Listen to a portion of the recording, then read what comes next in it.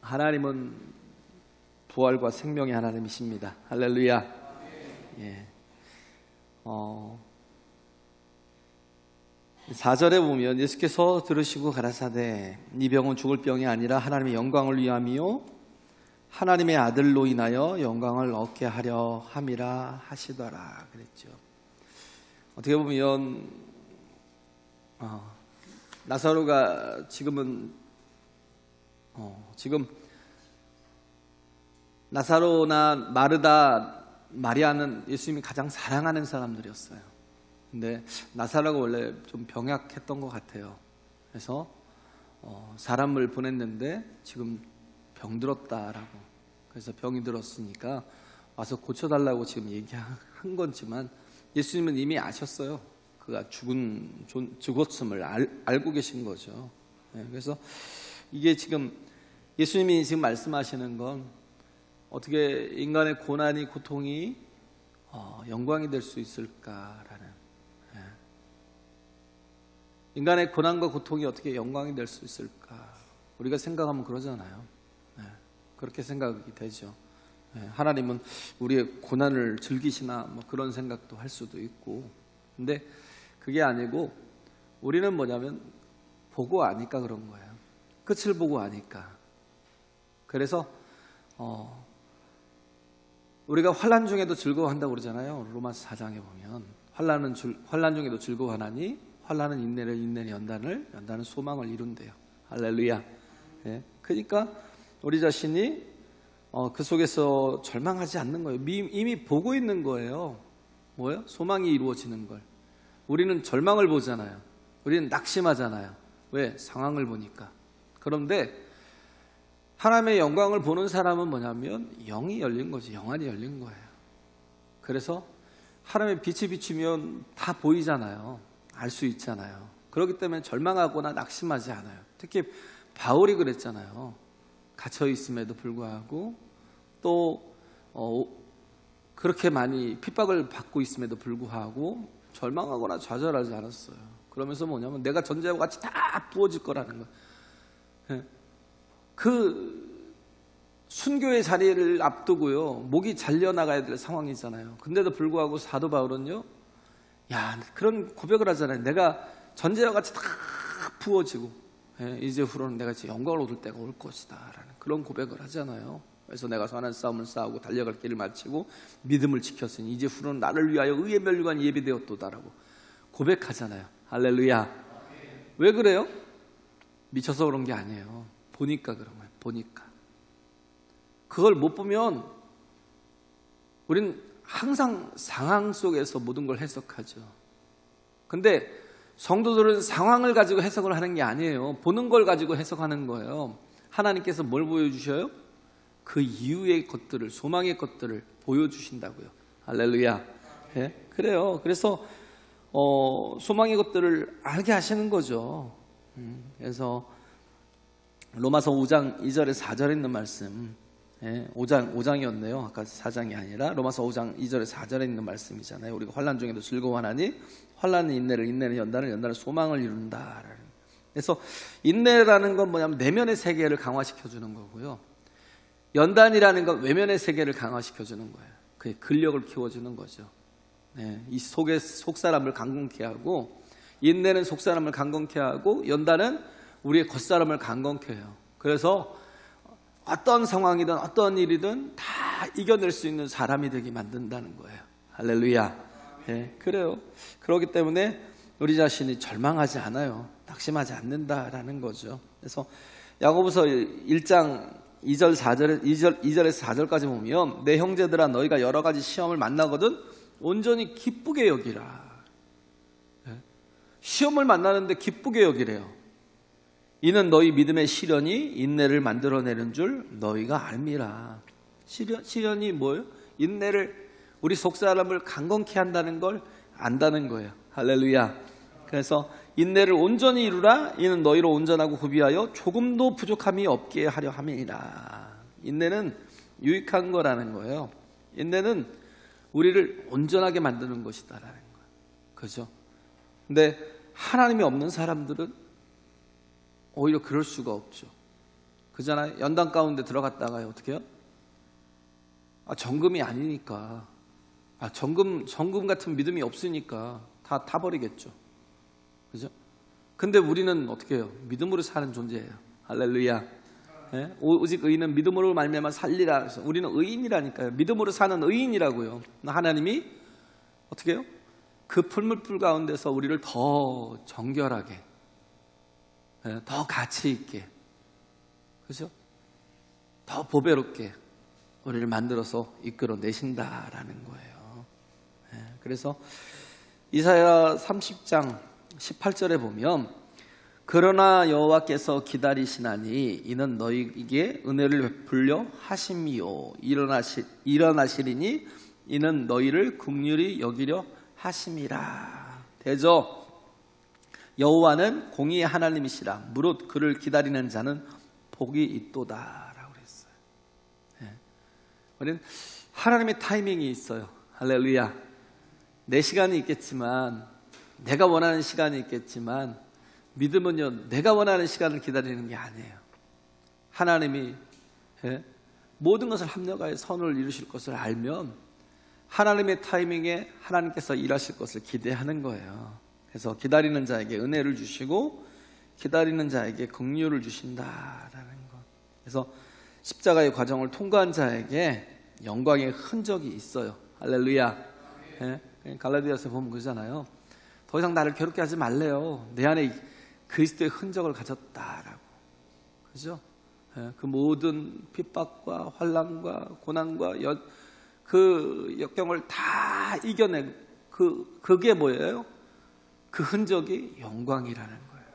예수 그리스도의 그 손과 발에 못자국이 있고 옆구리에 창자국이 있는 게 어떻게 보면 그게 상처로 끝나는 게 아니라 그게 영광이잖아요. 온 인류를 살려내고 구원해내는 하나님의 뜻이 이루어진 거잖아요. 할렐루야. 그래서 우리도 이런 핍박 속에서, 이런 또 인내와 연단 속에서 사그러들거나 뭐 소멸되거나 그런 게 아니라 온전히 소망을 이루는 존재로 서게 된다는 거예요. 그래서 정말 권능의 종이 된다라는 거죠. 권능의 종이. 그래서 예수님이 본문에 보면 나사로가 죽었다는데 이틀을 더 유하셨죠. 그죠? 이틀을 더 6절에 보면 나사로가 병들었다 함을 들으시고 그 계시던 곳에 이틀을 더 유하시고 그랬어요. 이미 예수님이 어느 곳에 있었냐면 요르단 지역에 있었거든요. 요단강 동편에. 그러면 그 예루살렘 근처가 베단이잖아요. 예루살렘에서 약 한 3km 떨어진 곳이에요. 한 1리 정도 되려나요? 한 3km 정도밖에 안 떨어진 그런 곳인데 예루살렘과 가깝죠. 근데도 불구하고 예수님은 요단 동편에 계셨으니까 꽤 멀리 있었어요. 근데 나사로가 병들었다라고 그 소식을 좀 전해달라고 해서 사람이 왔는데 예수님은 이미 그때 떠났을 때 이미 나사로가 죽었던 걸 아신 거예요. 그래서 이틀을 더 유하셨던 거죠. 그래서 예수님이 자꾸 이렇게 지체한다고 자꾸 느낄 때가 있어요. 그잖아요. 예수님께서 우리에게도 왜 빨리 응답하지 않으시고 왜 우리에게 참 하나님께서 또 우리를 빨리 살려주지 않고 이 위경에서 건져주지 않을까라는 그런 조바심을 가질 때가 있죠. 왜 그러냐면 내가 기준이라 그래요. 내가 기준이라. 항상 그렇죠. 그러니까 두려운 거예요. 그러니까 막 조급해지고 불안하고 믿음이 막 갑자기 다 깨져버리고 막 그런 순간이 있어요. 왜? 예수님이 내가 생각하는 것보다 훨씬 더 계속 지체를 하신다라는 걸 느끼거든요. 그래서 항상 기도하면 응답이 늦다고 생각을 하고, 근데 하나님은 느리신 게 아니에요. 내가 조급한 거예요. 하나님의 정확한 시간을 내가 모르고 있을 뿐이라는 거예요. 아브라함은 약속을 받은 지 25년 만에 그 약속을 성취했어요. 그렇죠? 응답을 받았어요. 근데 아브라함은 뭐냐면 25년 동안 하나님이 지체했다고 생각하는 거예요. 그래서 뭐 한 10년 지나니까 또 하가를 통해서 이스마엘을 얻기도 하고 예? 계속 이제 하나님 앞에 이렇게 실수를 많이 했죠. 아브라함이라고 처음부터 온전한 사람이 아니에요. 우리가 똑같아요. 하나님이 만들어 가시는 거지. 우리 믿음은 하나님의 은혜로 되는 거라고요. 할렐루야. 예? 하나님의 은혜로 되는 거예요. 예? 그래서 우리가 25년 동안 하나님께서 지체했다고 생각하지만 하나님의 시간은 정확히 온타임이에요. 온타임. 제때 주시는 거예요. 제때. 예? 그냥 아브라함이 지체했다라고 생각할 뿐이지 하나님은 정확하게 주실 때에 응답해 주신 것이다라는 거. 그래서 하나님의 타이밍은 정확하다라는 거예요. 우리 그 마음대로 이렇게 정해놓고 응답이 안 오면 지체되는 것으로 이렇게 생각할 수 있다라는 거죠. 그래서 1절 2절에 있는 것처럼 어떤 병든 자가 있으니 이는 마리아와 그 형제 마르다의 촌 베다니에 사는 나사로라 이름의 나사로라. 이 마리아는 향유를 주께 붓고 머리털로 주의 발을 씻기던 자여 병든 나사로는 그의 오라비더라 라고 1, 2절에 얘기하고 있잖아요. 여기 보면 이들의 이렇게 동향을 가만히 보면 살필 수가 있죠. 가만히 보면 이들에게는 부모가 지금 없는 상태예요. 지금 어느 정도의 연령대가 됐는지 모르겠지만 부모가 없는 상태라는 걸 이렇게 느끼죠. 그래서 셋이 의지하면서 사는 거. 근데 예수님이 이들을 참 사랑하셨어요. 그래서 예루살렘에 오실 때마다 예수님은 베다니로 내려가셨어요.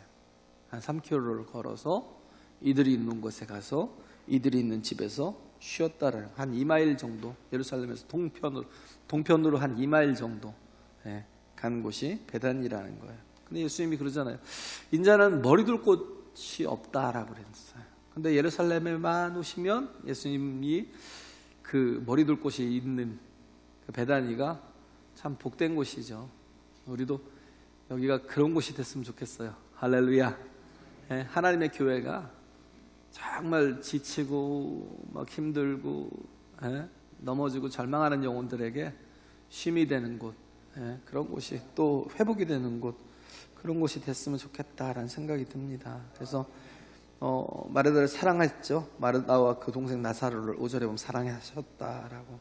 근데 중병에 걸려 누웠다라는 거예요. 그래서 사람을 보내서 빨리 와서 도와달라고 요청을 했어요. 근데 그럼에도 불구하고 이틀을 더 유하셨다라는 거. 우리가 꼭 필요할 때 예수님이 안 계실 때가 있어요. 우리가 꼭 필요할 때 왜 예수님이 안 계시지? 난 뭐가 들으냐면 배신감. 나는 정말 예수님이 필요한데 당혹감, 그리고 뭐 씁쓸함, 그런 게 이렇게 느껴져요. 근데 이렇게 지체되는 시간이 과연 의미가 없느냐? 그렇지 않다라는 거예요. 이틀간의 시간이라는 게 어마어마한 의미가 있는 거예요. 우리는 알잖아요. 그 시간을 통해서 정말 얼마나 큰 축복의 시간이었는지를. 할렐루야. 글쎄요, 늦은 것이 아니에요. 하나님의 타이밍은 우리에게 언제나 최선의 타이밍이라는 거. 그래요. 그래서 우리가 이 메시지를 통해서 우리가 알 건 뭐냐면, 우리가 예수님의 시각을 갖자는 거예요. 예수님의 관점을 갖자는 거예요. 또 하나는 뭐냐면 지체의 시간이 아니라 하나님이 주시는 기회의 시간이라는 걸 깨닫자는 거예요. 할렐루야. 두 가지만 살피면 돼요, 오늘. 예수님의 시각을 달라고. 그러지 못하면 나는 항상 조급할 수밖에 없고 배신감을 느낄 수밖에 없어요. 또 실망할 수밖에 없어요. 근데 예수님의 시각을 가지고 보면 모든 게 다 해석이 됩니다. 할렐루야. 모든 게 다 해석이 돼요. 그래요. 그래서 본문의 메시지가 그거잖아요. 오늘 초조하신 분들은 이 메시지를 통해서 주님의 평강과 위로를 얻으라는 거예요. 할렐루야. 그래요. 그래서 첫 번째는 예수님의 시각을, 관점을 가지라는 거예요. 눈이 바뀌어야 된다는 거예요. 그게 신앙이에요. 눈이 바뀌는 게 신앙이에요. 자꾸 내 눈으로 보려 하지 말고 예수님의 눈으로 보라는 거예요. 그래서 나사로가 이게 죽을 병이 걸렸다고 하니까 여기서 보면 예수께서 들으시고 가라사대 4절에 그러잖아요. 이 병은 죽을 병이 아니라 하나님의 영광을 위하며 하나님의 아들로 이를 인하여 영광을 얻게 하려 함이라 하시더라. 예수님의 이 해석이 중요하다고요. 이 해석이. 이건 죽을 병이 아니에요. 이미 죽었는데도 불구하고 예수님 말씀하시는 게 뭐예요? 죽을 병이 아니래요. 이건 나사로도 영광을 얻고 나도 영광을 받을 것이고 너희들에게도 다 유익이 될 거야 라고 주님 말씀하시는 거야. 그죠? 이게 다 왜? 하나님이 하시는 일이기 때문에 우리를 유익하게 하시려고. 그래서 믿음을 주시려고. 빨리빨리 안 되는 것은 많은 사람들이 하나님의 영광을 받을 최선의 타이밍이라는 걸 우리가 알아야 된다는 거예요. 그래서 신앙이 믿음이 깊어진다는 것은 예수님의 관점을 갖는다는 거예요. 그래서 예수님의 관점을, 예수님의 시각을 가진 사람은 절대 절망하지 않는다는 거죠. 소망을 갖고 산다는 거예요. 에스겔서 37장에 보면 에스겔을 한 골짜기로 이끄시잖아요. 근데 그 골짜기는 어떻게 해요? 뼈와 해골들로 가득했어요. 그죠? 뼈와 해골들로 가득했어요. 마른 뼈들로. 그것도 그냥 뼈가 아니라 마른 뼈들이라는 건 뭐예요? 죽은 지 이미 오래된 거예요. 그래갖고 살짝 건들기만 해도 부서지는. 저희도 이제 군대 있을 때 보면 가다 보면 뼈들이 막 굴러다녀요. 뼈들이 여기저기 막 굴러다녀요. 어떤 때는 해골도 있고, 해골도 되게 작더라고요. 느끼는 게 한 10대쯤 된 아이가 이렇게 군대에 끌려와서 여기서 전투가 있었구나.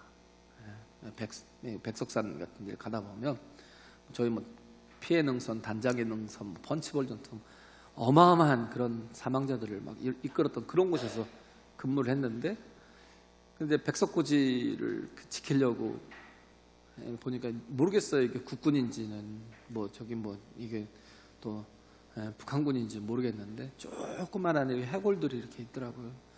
되게 마음이 아프더라고요. 얘네들이 이렇게 죽어갔구나라는 생각에. 그래서 이렇게 또 묻어놓고 그걸 나중에 또 발굴을 또 해야 될 거 아니에요. 그러면 또 십자가 하나 이렇게 만들어서 세워놓고 여기에 뭐가 있다라고 세워놓고 그러는데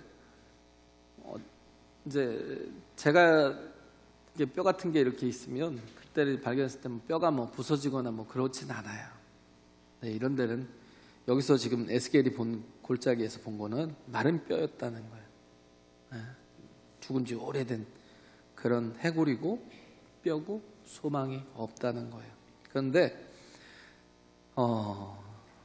우리가 그것을 보고 절망하는 것은 세상 사람과 똑같은 관점을 가지고 보는 거예요. 믿음이 없는 거죠. 근데 우리를 하나님께서 그런 곳으로 데려가시는 이유가 뭘까요?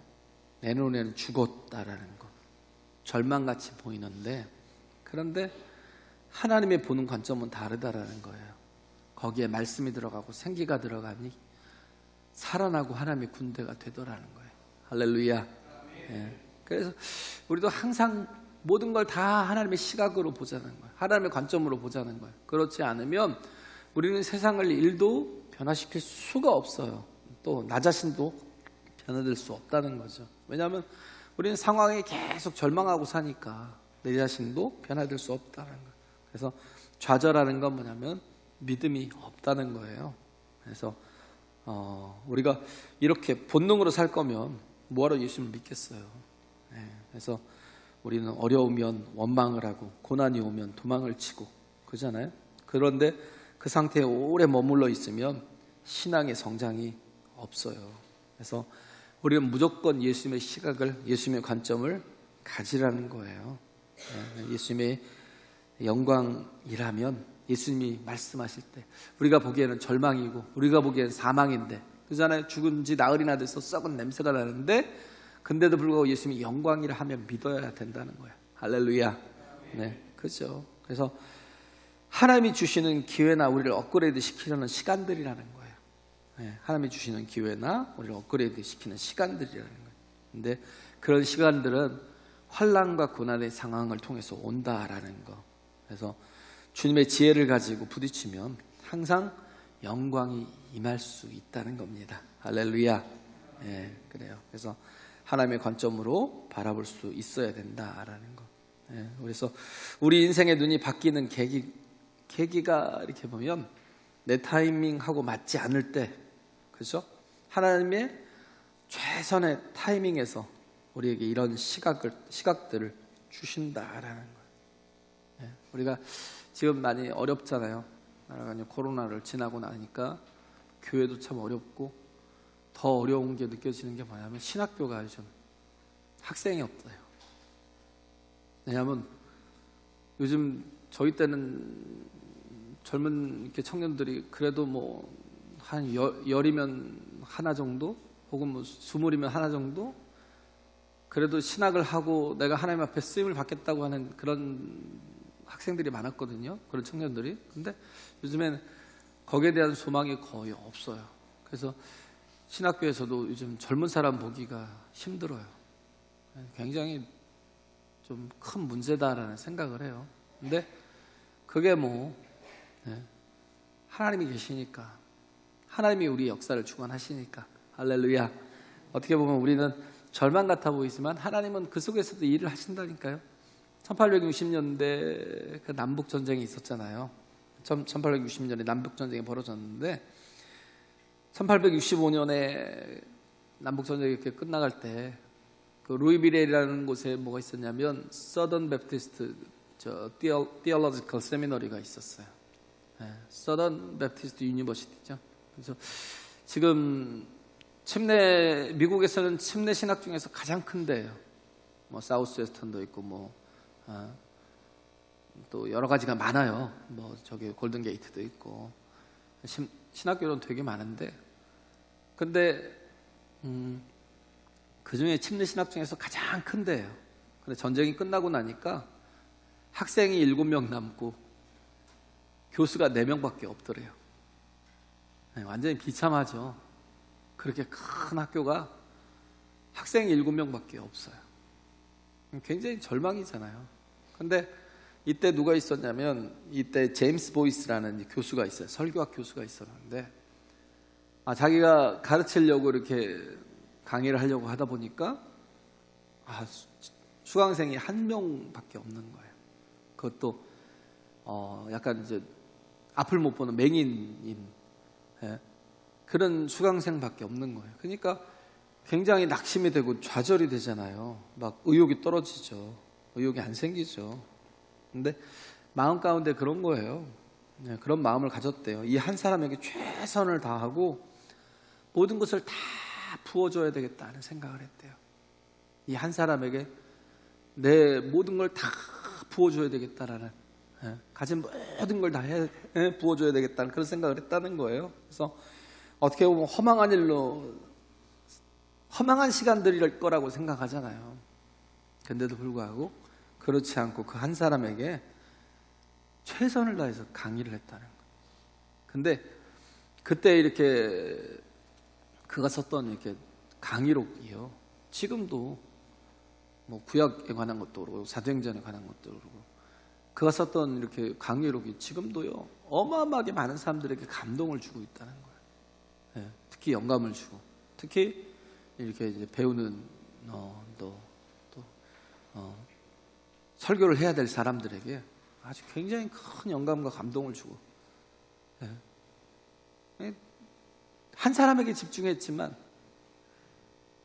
한 사람밖에 들을 사람이 없고 그 사람도 또 제대로 사역을 할 수 있을지 없을지도 모르는 그런 사람이었는데 굉장히 의미가 없을 것 같다라고 생각을 했던 시간들이 그렇지 않고요, 지금까지 많은 사람들에게 그의 강의 노트가 굉장히 좋은 책으로 자리 잡고 많은 사람들에게 영감을 주고 많은 사람들에게 영향을 미쳤다는, 수천만에게 영향을 미쳤대요, 그 책이.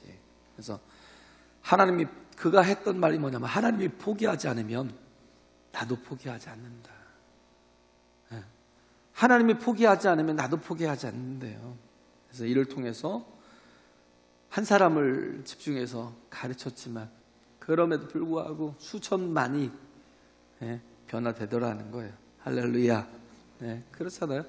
저도 이렇게 가끔 느끼는 때가, 가장 힘든 때가 저는 금요일이었던 것 같아요. 항상 제일 중요한 때인 것 같아요. 금요 기도회 때.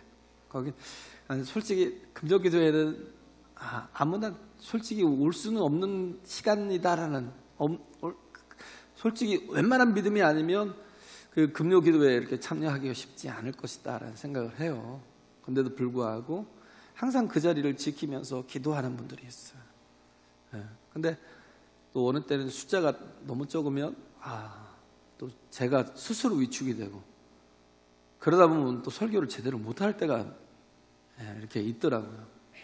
그런데도 불구하고 그런 때 이렇게 정말 몇 번 안 되는 영혼들이지만 최선을 다해서 복음을 전해야 되겠다라는 생각 가지고 막 하는데, 그래서 결국은 뭐냐면 대충 할 수 없다라는 거예요. 왜냐하면 한 영혼이 천하보다 귀하니까. 할렐루야. 모르는 일이잖아요. 이렇게 제임스 보이스 같은 사람처럼. 정말 우리가 그래요. 내가 복음을 전한 그 한 사람이 또 전 세계를 변화시키는 그런 존재로 또 설 수도 있으니까. 그래서 어떻게 보면 내 시각 가지고 마른 뼈들을 바라보면 우리는 안 된다는 거예요. 주님이 주시는 그 시각 가지고, 그잖아. 여기서 이틀을 지체케 하시는 이유가 무엇일까? 우리가 내 시각 가지고 보면 굉장히 마음이 언짢지만, 우리가 정말 중요한 건 주님의 시각으로 이 사건을 풀이해 보면요, 이것만큼 영광스러운 게 없어요. 할렐루야. 그렇죠. 이것만큼 영광스러운 게 없어요. 그래서 나의 시각을 하나님의 시각으로 바꿀 때 내 삶의 역사가 벌어진다는 거예요. 그게 믿음이라는 거. 변화가 없는 것은 하나님의 관점에서 관심이 없다는 거죠. 그래서 우리 자신이 보면 푸념을 하잖아요. 마르다가 이렇게 보면, 그죠? 이틀을 늦게 오신 거에 대해서 어떻게 보면 불평을 하고 원망을 조금 하는 거예요, 마르다가. 근데 그게 어리석은 거라는 게 뭐냐면 주님은 다 계획이 있으시다는 거예요. 할렐루야. 인간은 시간이 지나면 그 시간, 그 타이밍을 놓치면 끝이지만 하나님은 그렇지 않아요. 하나님은 하나님의 시간이 있다라는 거. 그래서 이게 뭐예요? 나사로를 죽음에서 건지시는 거잖아요. 나사로를 죽음에서 건져내심으로 뭐예요? 예수님이 부활의 능력을 가지신 분이라는 걸 보여주는 거예요. 할렐루야. 요한복음에는 7가지 표적이 있다고 그랬죠. 7가지 표적 중에서 가장 최고의 표적이 뭐냐면 그 세메이온이 바로 이거잖아요. 본문에 나온 것. 나는 부활이요 생명이니 나를 믿는 자는 죽어도 살겠고 무릇 살아서 믿는 자는 영원히 죽지 않는다는 이 말씀이 성취되는 걸 보는 거. 할렐루야. 그잖아요. 세메이온이라는 건, 표적이라는 건 뭐라고 했어요? 메시지가 있는 거예요. 메시지가 그대로 살아서 우리에게 들어오는 거잖아요.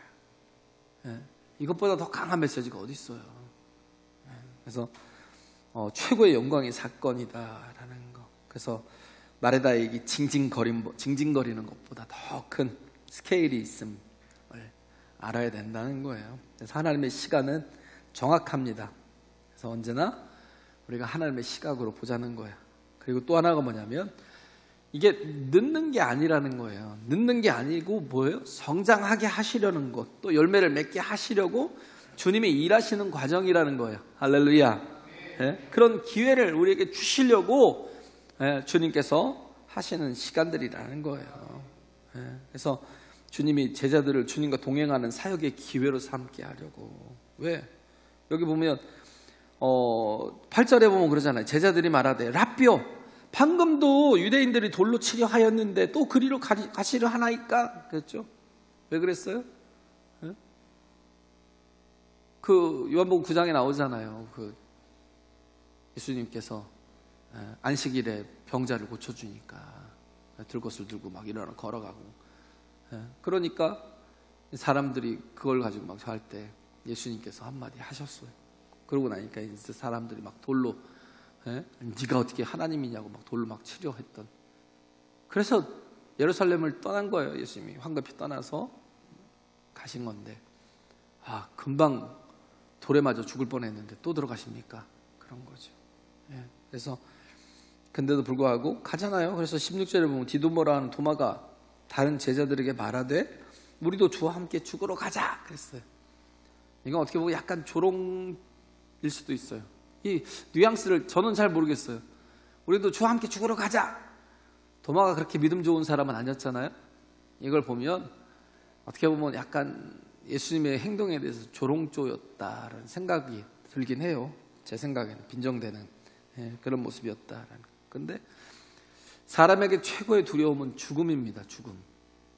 그렇죠? 최고의 두려움은 죽음이에요. 왜? 죽으면 끝이니까. 근데 예수님께서 이 사건을 통해서 우리에게 깨닫게 하시려는 게 예수님이 당신의 죽음의 문제까지도 다 해결해 줄 수 있는 전능하신 하나님이라는 걸 보여주시는 거예요. 할렐루야. 가장 큰 표적이라고요. 죽음을 이기실 수 있는 하나님이라는 걸 보여주는 거고 그가 메시아이심을 보여주시는 거예요. 그래서 여기서 보면 9절 10절에 보면 예수께서 대답하시되 낮이 12시가 아니냐 사람이 낮에 다니면 이 세상의 빛을 보므로 실족하지 아니하고 밤에 다니면 그 빛이 그 사람 안에 없는 거로 실족하느니라. 지금은 낮이라는 거예요. 너희가 실족할 일이 없다라는 거예요. 또 이 시간 이 말씀이 뭐냐면 낮이라는 것은 시간에 제한이 있다라는 거예요. 지금 안 하면 더 이상의 기회는 없다라는 걸 말씀하고 있는 거예요. 주어진 시간이 있을 때 우리가 해야 할 건 충성을 다하라는 겁니다. 할렐루야. 그리고 예수님이 일하시고 동행할 때가 낮이라는 거예요. 예수님이 일하시고 동행하실 때가 낮이라는 거예요. 주님과 함께 동행할 때가. 그래서 어두운 밤이 쉬 될 것이다. 내가 십자가 지고 죽을 때가 올 거라는 거예요. 어두운 밤이 될 거라는 거예요. 그때가 이르기 전에, 내가 너희를 떠날 때가 이르기 전에 내가 지금 너희와 동행하고 있는 이때가 낮이라는 것. 이때 충성하고 헌신하자는 거예요. 할렐루야. 그래서 우리는 우리가 드리는 이 예배나 기도나 선교나 그렇죠? 또 뭐 충성한 주님께 그리스도께 충성하는 것이나 뭐 헌금하는 것이나 헌신하는 것이 항상 기회가 있을 거라고 생각을 해요. 근데 그렇지 않다는 거예요. 항상 기회가 있지 않아요. 그렇기 때문에 주님이 내게 원하실 때 가자 하실 때 우리는 피하지 말아야 돼요. 할렐루야. 할렐루야. 예배의 시간을 우리는 기도의 시간을 우리가 선교의 시간을 정말 헌신의 시간을 결코 피하지 말라는 거예요. 그래서 기회에 있을 때 내가 성장하는 계기가 되고 열매를 맺는 기회로 삼으시길 간절히 바랍니다. 그래서 15절에 얘기하고 있는 게 굉장히 의미가 있어요. 내가 거기 있지 아니한 것을 너희를 위하여 기뻐하노니 이는 너희로 믿게 하려 함이라. 그러나 그에게로 가자 하신대. 내가 거기에 있지 않음을 기뻐한대요. 나사로가 지금 병들었는데 근데 죽어가는데 빨리 갔어야 되는데 이미 죽었어요. 근데 내가 거기에 있지 않음을 기뻐하는 게 왜 그래요? 내가 부활이요 생명임을 믿게 하려고. 할렐루야. 그 역사를 보이시려고. 그래서 어떻게 보면 우리가 예수님은 어떤 분이에요? 죽음의 권세를 이기시는 분. 할렐루야. 우리에게 이 믿음이 필요하다고요. 죽음의 권세를 이기시는 분. 그러면 우리 연약함은 다 이길 수 있습니다. 주님이 섭리하시면 연약함은 다 이길 수 있어요. 세상에 어떤 사람이 가장 귀한 사람이에요? 믿음의 사람이요. 가장 가치 있는 사람이 어떤 사람이에요? 믿음의 사람, 주 안에 있는 사람, 그리스도 안에 있는 사람, 이 생명 안에 있고 부활의 소망 안에 있는 사람. 우리는 이걸 놓쳐서는 안 된다는 거예요. 그래서 이렇게 정말 주님이 우리를 통해서 일하실 때 믿음이 자라고 또 열매를 반드시 맺게 된다는 거예요. 풍랑 중에도 주님이 함께 하시면 오히려 주님이 하나님 되심을 볼 수 있잖아요. 우리도 마찬가지예요. 우리 환난 가운데서도 낙심하지 말 것은 내가 주님 안에 있으면 우리는 주님의 일하시는 역사를 볼 수 있습니다. 그의 하나님 되심을 볼 수 있어요.